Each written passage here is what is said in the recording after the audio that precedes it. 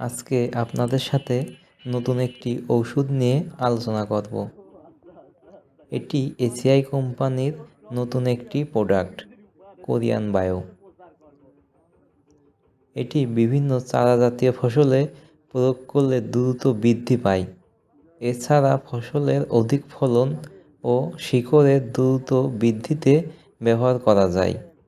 আপনারা পেঁয়াজের দানায় এটি ব্যবহার করলে চারা যেমন বিভিন্ন রোগের আক্রমণ থেকে রক্ষা পাবে, তেমনিভাবে চারা দ্রুত বৃদ্ধি পাবে।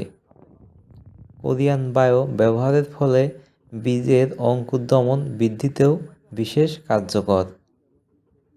পেঁয়াজের চারা ছাড়াও বেগুন, মরিচ ইত্যাদি চারা দ্রুত বৃদ্ধি ও বিভিন্ন প্রকার রোগের আক্রমণ থেকে রক্ষা করতে এটি ব্যবহার করতে পারেন।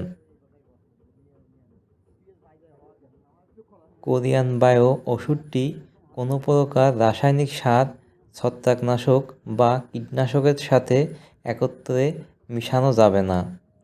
গাছের গোড়ায় অথবা চারা গাছ ভিজিয়ে স্প্রে করতে হবে, এতে ভালো ফল পাওয়া যায়।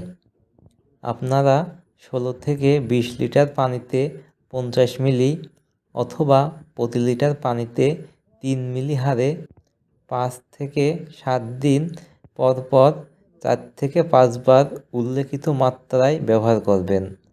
এর ব্যবহার বিধি অনুযায়ী কোরিয়ান বায়ো ব্যবহার করতে হবে।